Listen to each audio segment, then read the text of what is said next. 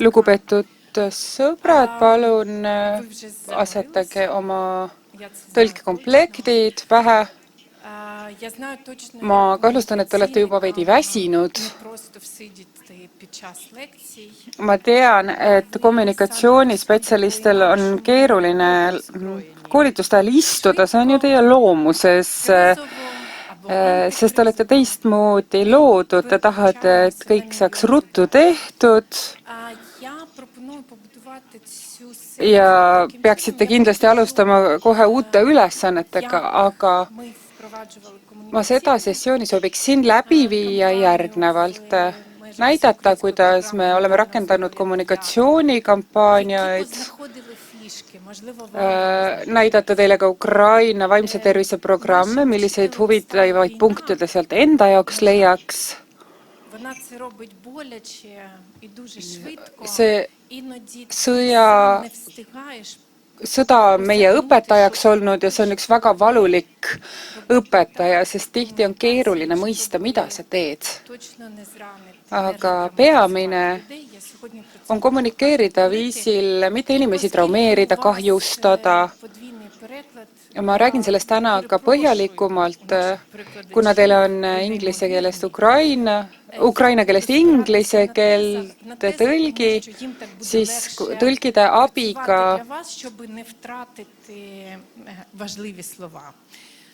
toon välja peamised punktid. Ma olen ülimalt tänulik eestlaste toele, Eesti valitsusele. Ma üritan mitte nutta. On väga oluline teada, et me ei ole selles üksi, selles õudusunenäos. Paneme ka video käima. Ja saame seda vaadata. Ти як? Посеред океану болі маєш сили ще пливсти? Чи маєш сили плекати надії у спокійний світ? Як ти? Чи все ще можеш пережити усі втрати? Чи можеш роздивитися? Kas me tuleme toime kõikide kaotustega ja naudime siiski väikseid asju? Kuidas sul läheb? Me ei taha läbida seda terrorit. Me ei osanud seda ettegi ennustada. Me tahame lõpetada vaikimise. Kuidas sul läheb? Ma tahan tihti vaikuses karjuda. Karjuda laste eest, kes ei ole võtnud oma esimest hingetõmmeltki ja peituda hirmu eest. Tihti tunneme, et hirm lämmatab mind. Palun räägi minuga. Kuidas sul läheb? Seal, kus su kodu on, see võib kaduda hetkega. Ja inimesed võivad sattuda trellide taha hetkega. Ja kui sa oled unustanud, kuidas on magada rahulikult, aga muusika võib meid päästa jätkuvalt. Keerame selle kõvemaks, lööme kokku. Kuulake, ärge olge vaikselt. Kuidas sul läheb? Me üritame koguda kogu sisemise jõu ja võita kurjust.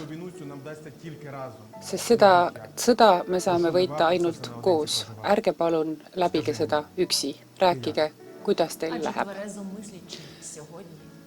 Ja vaid minuti jooksul, kui me siin räägime, võib meid olla juba vähem, nii et me peamegi rääkima praegu.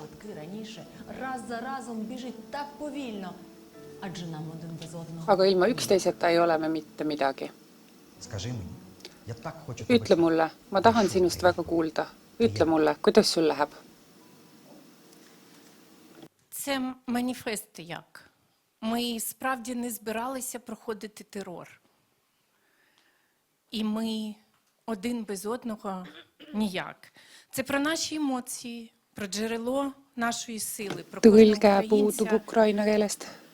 Ми вже проходимо це гідно, волю всю в собі зібравши. Ми спробуємо вистояти, а значить зло перемагати. Прошу, не дай себе зламати. Поговори. Me oleme läbimas seda väärikalt ja me julgustame oma inimesi, et nad ei murduks. Seda me arutame ka täna, just seda, kuidas rääkida ühiskonnaga keerulistel teemadel, nii et need teemad muutuksid omasemaks kõigile. Me teame, et maailm jälgib meid väga lähedalt, sellepärast et see sõda ei ole tänapäevane nii tehnoloogia mõttes, vaid Ukraina on näiteks ka kriisidest üle tulla, olles kriiside keskel. Ja lisaks nähtavale ohule on ka nähtamatud ohud. Need, mis võivad omada hilisemat mõju, kui mitte reageerida õigeaegselt või ennetavalt. Ja me peame tegelema ka traumajärgsete sündmustega ja ennustama ja prognoosima, kuidas tegeleda sõja tagajärgedega ja seda Olena Zelenska algatus endast kujutabki, kuidas sul läheb riigiülene vaimse tervise programm. Ma ei räägi tervest sellest programmist, sellepärast see on väga laiaulatuslik ja see tähendab, et me peame välja kujundama terve taristu kogu riigi ulatuses. Ma räägin vaid ühest komponendist, kommunikatsioonikampaaniad, millel on sama pealkiri, sellepärast et kommunikatsioon on iga valitsuse jõupingutuse keskmes. Siin slaidil te näete erinevaid indikaatoreid või parameetreid, mis selgitavad seda kommunikatsioonikampaaniat. See kampaania ei olnud ühekordne sündmus, meil olid 14 teemalist kampaaniat ja iga neist oli seotud spetsiifilise teemaga, mille me võtsime üldsuse küsitluse põhjal. Meil on kampaania, mis on välja toodud igal pool, kus on valitsuse ja üldsuse omavaheline kontakt. Me aitame ja võimaldame inimestel aidata iseennast. Meil on hariduslikud rakendused, meil on hariduslikud tutvustused, taskuhäälingud. Me üritame inimesteni jõuda seal, kus võimalik, sellepärast et kommunikatsioonil on veel üks oluline eesmärk, see on vaimne tervisealane haridus ja stigmade vähendamine. Ja küsimus, mida te näete ekraanil, on väga selge alus iga kommunikatsioonistrateegia jaoks. Ja kas selle kommunikatsiooni põhjal kujunes ka raamistik, aga meie tegelik kogemus andis meile sisendi, mida ei saaks kusagilt juhendast ja see ongi just see, mida ma tahan teiega jagada.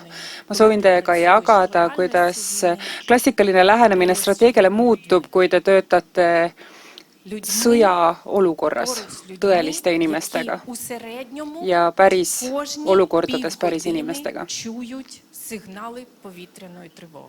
Kui te töötate inimestega, kes kuulevad pidevalt õhusignaale iga 30 minuti tagant. Sellel aastal toimus seda üle 19 000 korra, kui Ukraina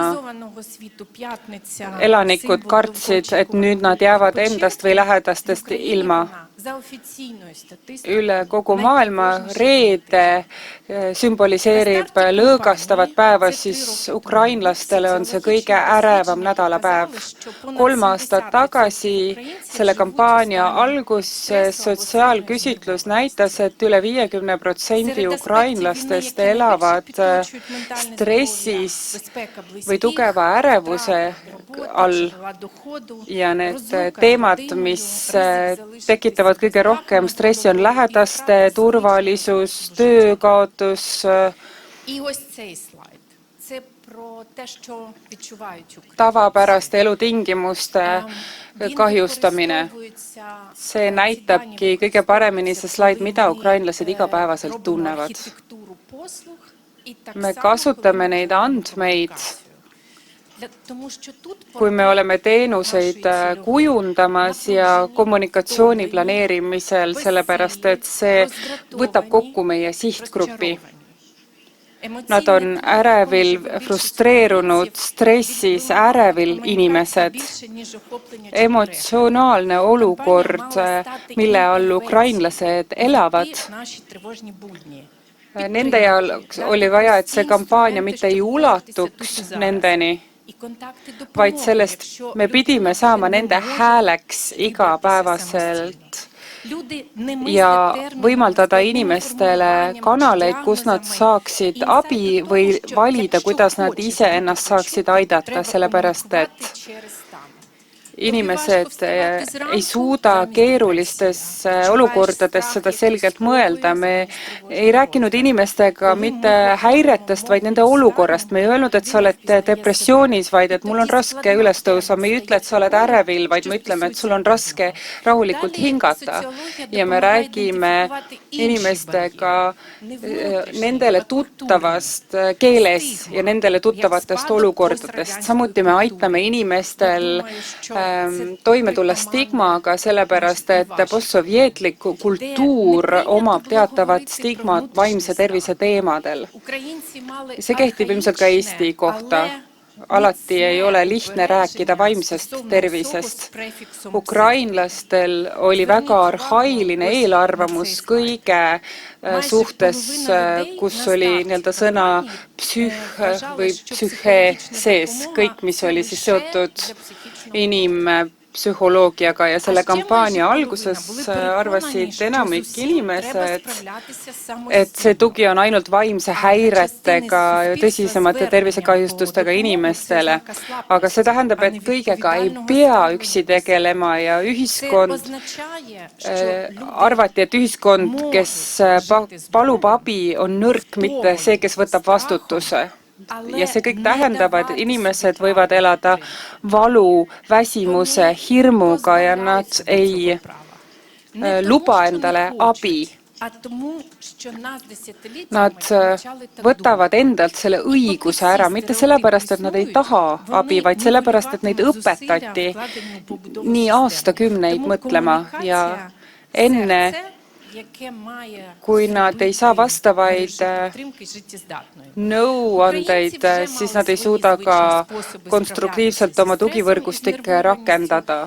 Ukrainlased juba on leidnud viisid stressi ja ärevusega tegelemaks. Tavaliselt on see internet, sõprade lähedastega suhtlemine, kinoskäik, muusika, hobid, nii et intuitiivselt inimesed juba otsivad seda kergendust kusagilt, kus nad saavad ennast välja lülitada.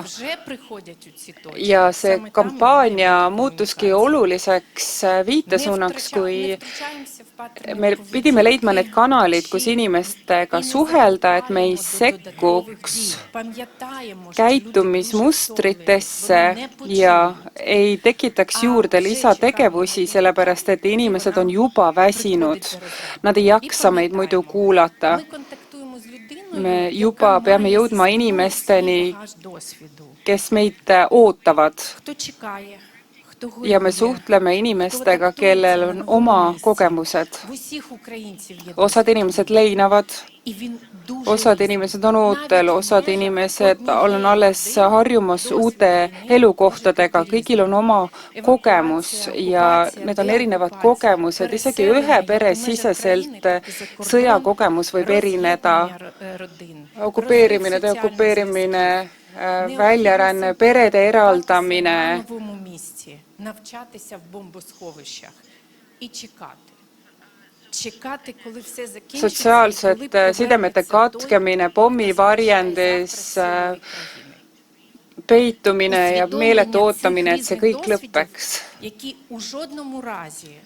Ja et nende lähedased naaseksid nende juurde. Nendest kogemustest teadlik olemine ei peaks kunagi olema võrreldav, alaväärtustatud. Me peame kaalutlema kõikide erinevaid kogemusi ja peame alati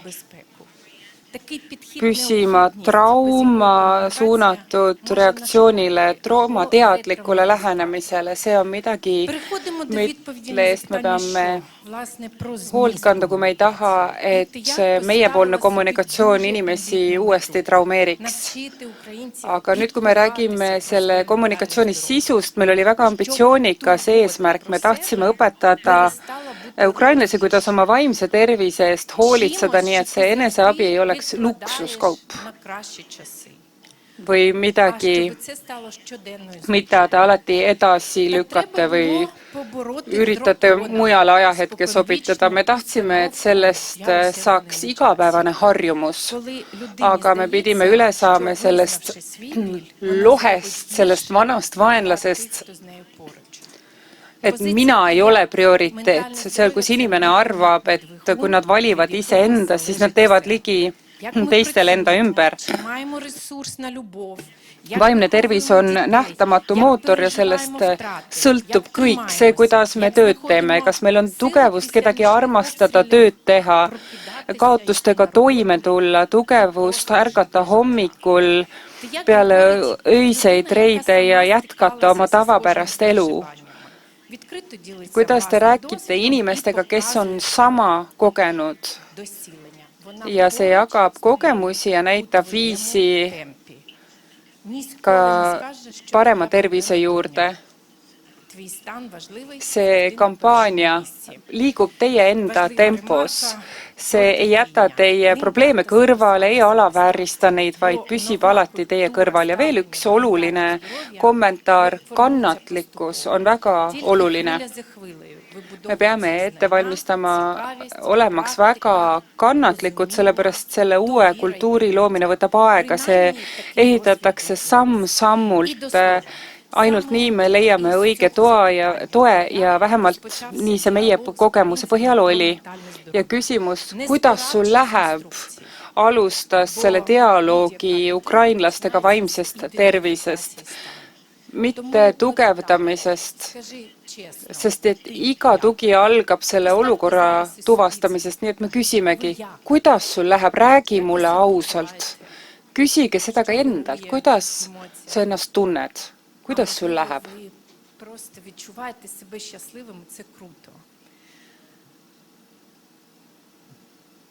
Тому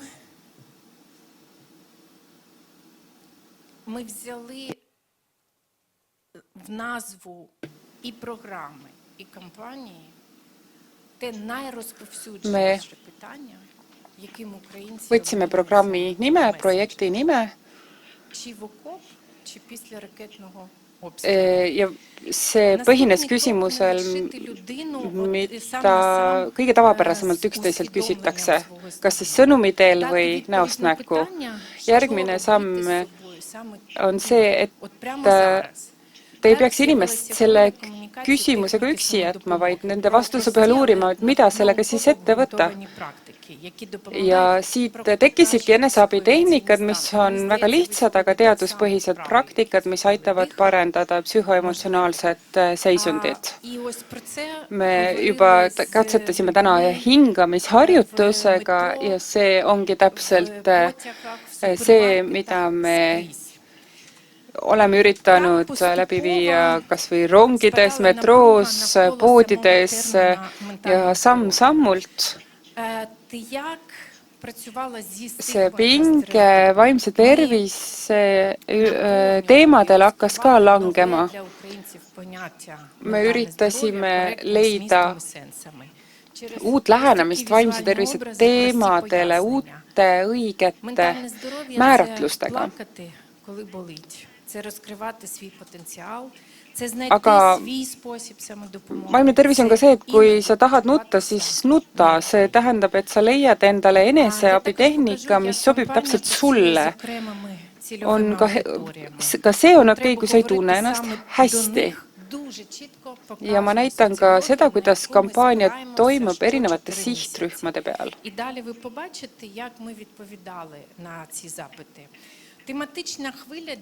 Iga sihtrühm vajab erinevat lähenemist, nii et meil on eraldi lähenemine lastele ja teismelistele, Бо саме школа є місцем, де mis у siis дітей формується langeb samasse aega ідентичність, kooli життєві algusega, цінності. sest kool on see koht, kus Але lapsed loovad вторинною väärtused ja цільовою oskused. Тут були батьки і Ja вчителі. teisene sihtgrupp olid ka Тому що lapsevanemad ja допомогти õpetajad, дитині може sest той nemad дорослий, vastutavad який вміє laste vaimse ja впоратися füüsilise з heaolu собою eest ja täiskasvanud, kes ще teavad, про kuidas емоційну oma Дедалі більше emotsioone kontrollida, чоловіків oskavad ka і lapsi жінок, aidata. хлопців, дівчата, які Ja боронили veel eraldi Україну, publik on mehed, повертаються sest додому. Хтось meil після on виснажливих väga palju періодів, хтось після полону. Ukraina mehi ja naisi, І kes on незалежно sõjast від koju віку, naasemas, бойовий väga досвід за ними keerulisi назавжди. sündmuseid ja olenemata nende vanusest, see kogemus jääb nendega igaveseks.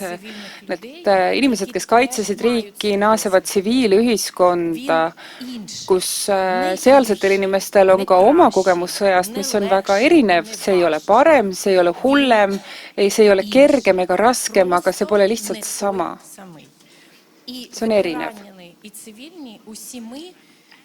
Nii sõjaveteranid kui tsiviilisikud seisavad silmitsi keerulise probleemiga, kuidas suhelda üksteisega. Nad peavad seda ju ise õppima, kuidas teha seda väärikalt, ilma traumeerimata ja see ongi selle teise, see kommunikatsioonilaine eesmärk. Meeste jaoks on just eriti raske tunnustada oma haavatavust, sest juba lapsena ei ole neid julgustatud emotsioone väljendama, öeldakse ju, et mehed ei nuta ja sellise suhtumise tõttu nad on keelanud ennast loomuliku reaktsiooni stressile, sest nad tahavad tunduda julged ja kartmatud.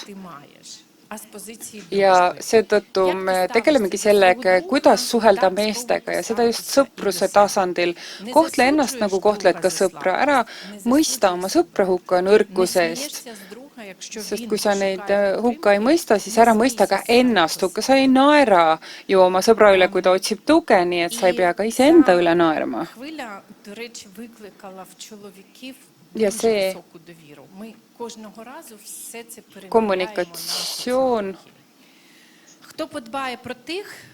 tekitas suure reaktsiooni just meeste keskel, kes siis hoolitseb nende eest, kes omakorda hoolitsevad kõiki teiste eest. Me räägime emadest, kes on ohverdanud oma puhkuse, oma une veendumaks, et nende perel on kõik hästi. Ukrainas perearstid, kes on WHO programmi põhiselt koolitatud, oskavad vaimse tervise probleemidega aidata, aga nad ei oska võib-olla psühhoterapeute ja psühholooge asendada, aga nad oskavad ära tunda selle, et häired südametöös ei viita tingimata südameprobleemidele, vaid sellele, et inimene ei jaksa enam rohkem kanda. Ja see ainuüksi võib olla elupäästvaks tõigaks. Ma ei hakka väga pikalt siin peatuma, ma näitan teile ka järgmist sisendit. Kuidas teie mõtteviis ja maailmavaade muutuks sellele, et vaimne tervis ei ole mitte ainult tegevused, vaid aitab läbida ka raskeid aegu. Nii et see näitab meile kommunikatsiooni järjestust, eneseabist vastupidavuseni. Ja see tuleb mõttest, et ma saan mõjutada seda, kuidas ma tunnen. Vaimne tervis on laiem valdkond, kus me leiame uusi oskusi ja uut reaalsust ja vastupidavus on selle teekonna tulemus. Kui inimene mitte ainult ei jää ellu, vaid tal on sisemine tugi ka pikemalt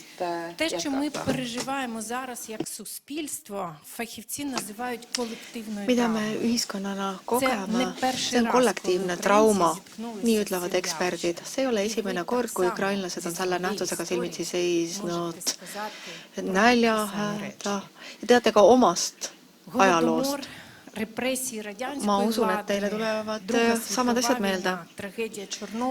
Nõukogude repressioonid, teine maailmasõda, Tšernobõli tragöödia, tohutu kannatust, riburada, aga ukrainlased on kaitsnud alati oma humaansust, oma tulevikku oma suhteid ja sellepärast paljud reaktsioonid, mida tänasel päeval näeme, ei puuduta ainult käesolevat sõda, aga seda kuhjunud kogemust.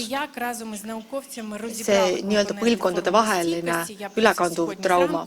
Ja koos teadlastega me oleme kerksuse komponente analüüsinud. Sellest räägiti ka hommikul väärtushinnangut, mõtteviis, koostöövõime, suhted. Need on väga olulised sisekaemused. Iga üksikisiku kerksus, vastupanuvõime toob kaasa terve rahva vastupanuvõime. Me otsime tähendust lihtsates asjades. Kallistused, lähedastega aja veetmine, tõlge kadus.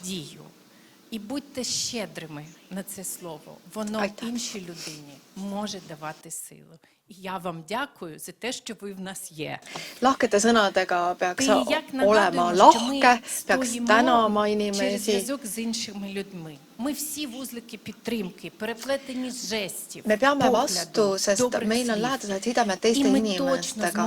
Nii et lahked sõnad, pilgud, kõik ja žestid, kõik aitavad. Need fotod, ka need on suhtlusviis, kuidas ukrainlased üksteist toetavad. Що ти можеш в своїй стрічці фотогалереї знайти таким, що тебе тримає. А ви точно можете, навіть якщо зараз переглянути Nii et see tuleb ka sotsiaalmeediakanaliste voos ja see aitab kõiki. Kui vaatad oma fotoalbumeid, ka see aitab. Ja info selle kohta, et kuidas inimesed saavad ennast aidata. See on kommunikatsiooni kuldstandard, see ei ole ainult meie kogemus. Ja iga lainega erinevatel vahetustele koostati erinevad töövahendid selleks, et toetada täiskasvanuid ja lapsi, selleks, et inimestega suhelda, kes on kogenud sõda. See on mõeldud ka professionaalidele, kes pakuvad vaimse tervise abi ja psühholoogilist tuge. Need on lihtsad suunised, taskuhääling, kursused, videod, materjalid, koomiksid, on ka teisi formaate, on lastele konkreetselt mõeldud ressursse ja see on kõik leitav ühel lingil. Kui vaja, siis tõlkige ära ja kasutage. See on kõik ekspertide verifitseeritud. Me hea meelega jagame neid materjale. Kõiki plakateid, kõik on siin üleval. Ja see platvorm on nagu vaimse tervise portaal. Siin on psühholoogiline tugi, haridusmaterjalid, siin on ka suunatud ressursid konkreetsetele kogukondadele.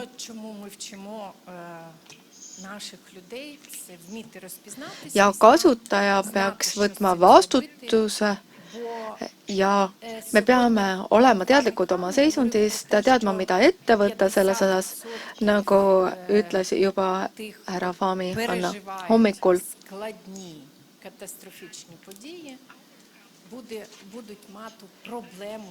Inimesed, kes on keerulised olukorrad üle elanud, väga paljudel tekib vaimse tervise häireid, aga palju on ka neid, kes tulevad ise toime ja see on väga oluline. Sellepärast me investeerime oskustesse, koolitusse ja eneseabivõtetesse. Kuidas kommunikeerida, suhelda? Kampaania mõtles ka nendele kanalitele, mis ei tule kohe pähe, sest vaimne tervis ei ole kuskil eraldi laekas, kuskil eraldi ruumis. See on osa meie igapäeva elust. Traditsioonised kanalid töötavad siis, kui on vaja jõuda suure hulga inimesteni, aga meie kampaania läks kaugemale. Me läksime sellest raamistikust kaugemale ja meil oli vaja tõepoolest puudutada oma publikut, jõuda nendeni. Nii et kommunikatsioon ei peaks olema loengu pidamine, vaid see lihtsalt pakub välja lihtsaid tegevusi. Me kasutasime näiteks tööotsinguportaale, me otsisime välja võimalused teha koostööd suurettevõtjatega, kelle toodang on poeriiulitel ja kasutasime toodete silte, pakendeid, restoranides olid materjalid, et hoia ennast, pööra endale tähelepanu, tunneta, mida sa tunned, analüüsi oma mõtteid, see on kõik vaimne tervis. Sa pead suutma olla kohal oma kehas, oma elus. Kui inimene avab pangarakenduse, ja see on Ukraina üks suuremaid pankasid, siis vaadake nende lehte, et kuidas info esile tuleb. See ei ole reklaam, vaid siin on makseülekande tegemisel küsimus hea elu kohta ja sama puudutab ka sularahaautomaate, maksuautomaate, kütusejaamasid. Nii et näiteks info, et siin sa saad kütusepaaki täita, aga ka oma ressursse täita või täiendada. Nii et eneseabitehnikad ja võtted aitavad enesunnet parandada, meeleolu parandada. Ukraina raudteejaamad, see oli täiemahulise sõja algusaegadel see pelgupaik. Ja ka siin levitati sõnumeid. Kui sa oled väsinud, et pead tarima järgi oma kohvreid ja ootama järgmist transpordivahendeid, siis see on see hetk, kus me saame kampaania mõjul edastada neid olulisi enesetoetamise sõnumeid inimestele. Harjutused, meeldetuletused.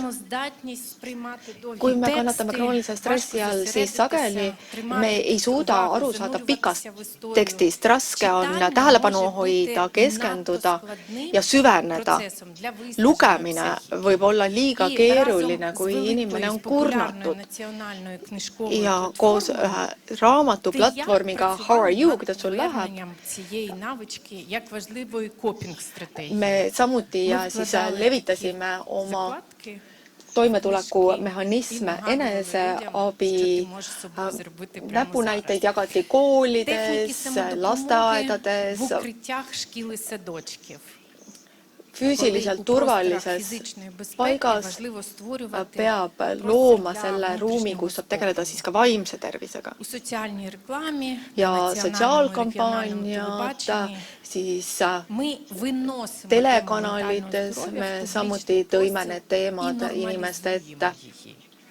Need sotsioloogia graafikud, mida alguses näitasin, et kuidas ukrainlased toime tulevad stressiga. Sageli ja siis lihtsalt vaadatakse telekat. Paljud on tõenäoliselt ise ka seda kogenud, kui on stressis, avad teleri.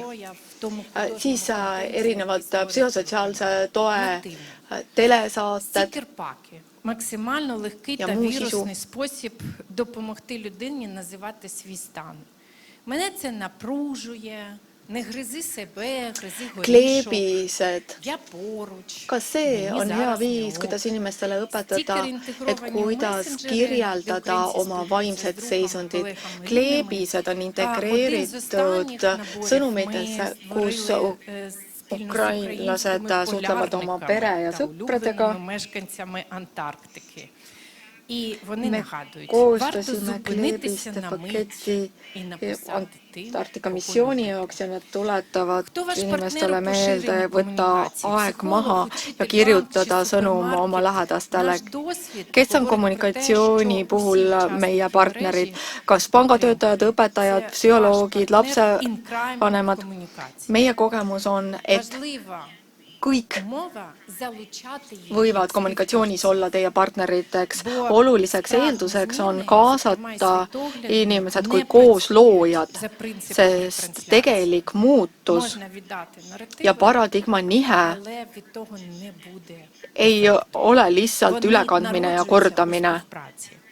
Narratiive saab edendada, proovida, aga see ei aita. Muudatused toimuvad koostöös ja loomulikult eestvedamisvõime on väga oluline. See on see, mis vaimse tervise aruteludele andis värvingu. How are you, kuidas sul läheb? Loosung on reaalse sotsiaalse tähendusega.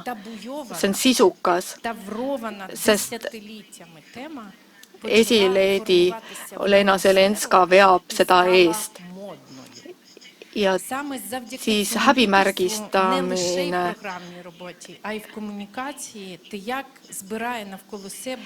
aastaid oli vaimse tervise küljes häbimärk sellel arutelul, aga me oleme loonud terve ökosüsteemi, partnerite ökosüsteemi, et see ületada. Ja seda näete siin slaidil.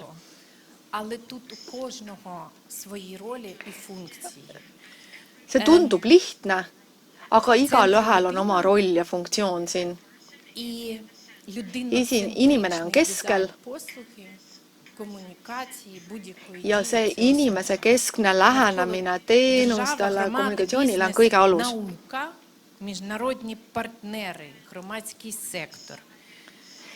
Siis loomulikult teadus, valitsus vahel, väline sektor, see koostööring, mitte lineaarne hierarhia.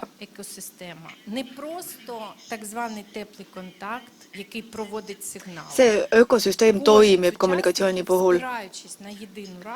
Mitte ainult need nii-öelda soojad kontaktid, mis annavad signaali. Kõik osalised lähtuvad samast raamistikust ja kohandavad põhisõnumeid vastavalt oma publikule ja kontekstile. Me töötame nagu see põhivundament, aga jätame kohandamiseks ka ruumi. Me oleme nagu katus koostöö ettevõtetega näiteks. Ma näitan ka mitmeid juhtumeid, neid on väga palju rohkem tegelikult, aga ma tahaksin näidata olulisemaid sellepärast, et ettevõtjad on oluliseks partneriks. Me teeme nendega koostööd sellepärast, et neil on kontaktid nii organisatsiooni töötajatega kui kliendibaasiga. Neil on juba olemas turundustiimid ja koostöös me saame kohandada sõnumaid vastavalt sellele, kuidas nemad mõistavad oma publikut. Siis ei tundu need sõnumid võõrad või tehislikud. Veel üks psühholoogilise või vaimse tervise hariduse formaat on selline, et me teeme koostööd piirkondliku võrgustikuga.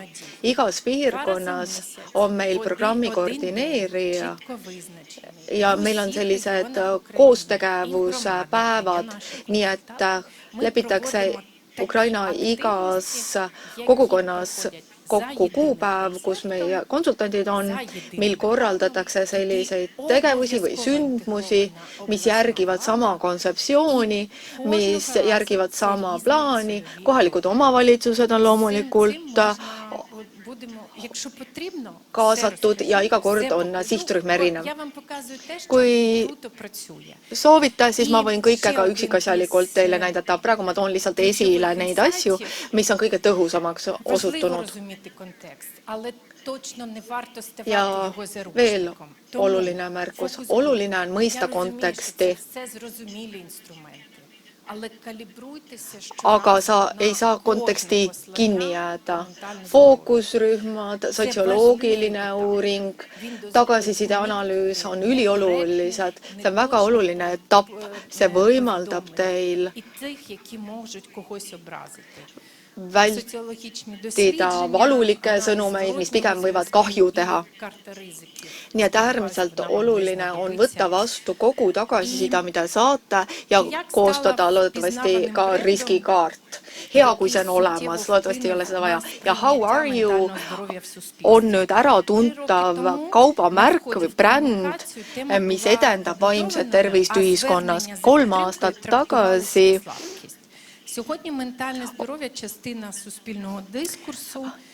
oli vaimne tervis tabu ja abi otsimist nähti kui nõrkust. Nüüd on vaimne tervis osa avalikust dialoogist ja see on osa kommunikatsioonist. Ukrainlased ütlevad, et nad tahavad vaimse tervise kohta rohkem teada.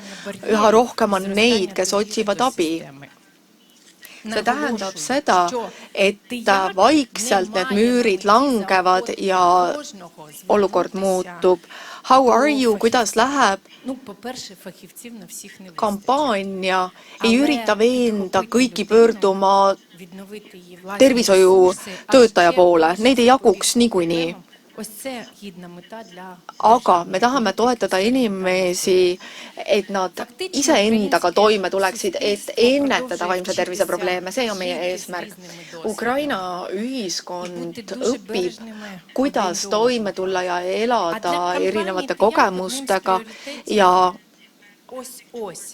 suhtuda teistesse empaatiliselt ja kuidas sul läheb kampaania puhul üheks peamiseks eesmärgiks järgmises etapis on toetada naisi, kes ootavad.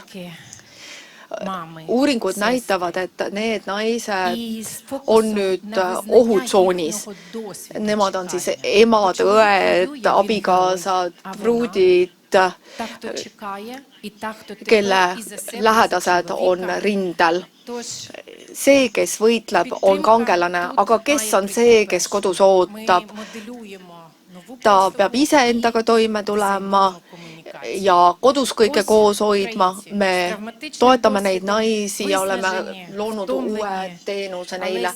Need on ukrainlased, kes on väsinud, kurnatud, kogenud traumeerivaid sündmusi, aga me jätkame oma elu elamist. Isegi siis, kui taevas meile kaela langeb. Olen valmis vastama küsimustele.